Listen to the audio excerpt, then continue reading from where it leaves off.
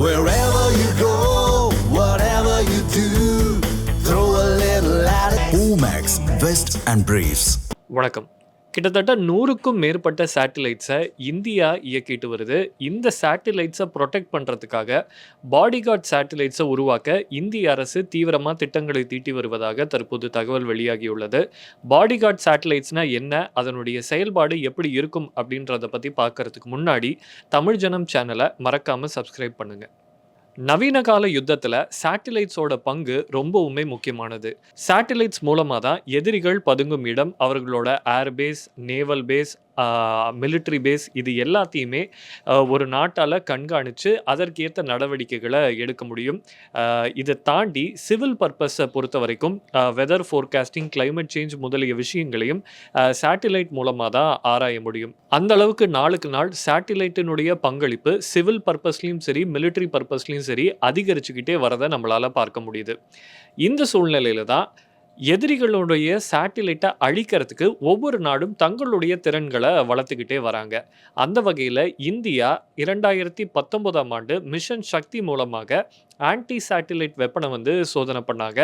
Anti satellite weapon அப்படின்றது என்ன அப்படின்னா, அது ஒரு மிசைல். அது வானத்துக்கு போய் எதிரிகளுடைய சேட்டிலைட்டை அழிக்கக்கூடிய வல்லமை பெற்றது. இதை தொடர்ந்து சீனாவும் இந்தியாவினுடைய சேட்டிலைட்டை அழிக்கிறதுக்கான திறன்களை மேம்படுத்துறதுல கவனம் செலுத்திட்டு வராங்க. அந்த வகையில் 2024ஆம் ஆண்டு ஒரு சம்பவம் நடைபெற்றதா சொல்லப்படுது. அதாவது தரையிலிருந்து கிட்டத்தட்ட 400 கிலோமீட்டர் உயரத்தில் இந்தியாவினுடைய ஒரு சேட்டிலைட் வலம் வந்திருக்கு. அப்போ அந்த சேட்டிலைட்டை தாக்கி அழிக்கும் வகையில் சீனாவினுடைய ஒரு சேட்டிலைட் மிகவும் நெருக்கமாக வந்ததாக சொல்லப்படுது. ஆனால் எந்த ஒரு கொலிஷனோ அதற்கு பின்னாடி நடைபெறலை. ஸோ இந்திய அதிகாரிகள் இதை எப்படி புரிஞ்சுக்கிறாங்க அப்படின்னா, சீனா இந்தியாவினுடைய சேட்டிலைட்டை தாக்கி அழிக்கிறதுக்கான ஒரு ஒத்திகையை நடத்தி இருக்கிறதாவே இந்திய அரசு இந்த சம்பவத்தை பார்க்குது. இந்த சம்பவத்துக்கு பிறகு இந்தியாவோட சேட்டிலைட்ஸை பாதுகாப்பது எப்படி அப்படின்றது தொடர்பான நீண்ட விவாதம் இந்திய விஞ்ஞானிகள் வட்டத்தில் நடைபெற்றுட்டு வந்தது. அதனுடைய முடிவாகத்தான் பாடிகார்ட் சேட்டிலைட்ஸை உருவாக்கலாம் அப்படின்ற ஒரு தீர்மானத்திற்கு நம்முடைய அரசு வந்திருப்பதாகவும் சொல்லப்படுது.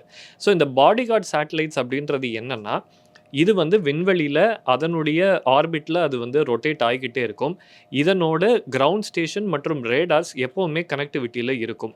நம்முடைய இதர சேட்டிலைட்ஸ், அதாவது சிவில் பர்பஸ்க்கு நாம் பயன்படுத்தக்கூடிய சேட்டிலைட்ஸ் மற்றும் மிலிட்ரி சேட்டிலைட்ஸ், இதை தாக்கி அழிக்கும் வகையில் ஏதாவது ஒரு எதிரிகளுடைய சேட்டிலைட் வரும் பட்சத்தில் இந்த பாடிகார்ட் சேட்டிலைட் அப்படின்றது உடனடியாக கிரவுண்ட் ஸ்டேஷனில் இருக்கக்கூடிய நம்முடைய விஞ்ஞானிகளையும் பாதுகாப்புத்துறை அதிகாரிகளையும் அலர்ட் செய்யும். அப்படி அலர்ட் கிடைச்ச உடனே நம்முடைய சேட்டிலைட்ஸை அதோட பாத்திலிருந்து வேற ஒரு பாதைக்கு திருப்பி விட்டுருவாங்க. இதுதான் இந்த பாடிகார்ட் சேட்டிலைட்டோட செயல்பாடாக இருக்கும் அப்படின்னு சொல்லப்படுது. இதை உருவாக்குவதற்காக புதிய ஸ்டார்ட் அப் நிறுவனங்களோட இந்திய அரசு பேச்சுவார்த்தை தொடங்கி இருப்பதாகவும் தகவல் வெளியாகி உள்ளது.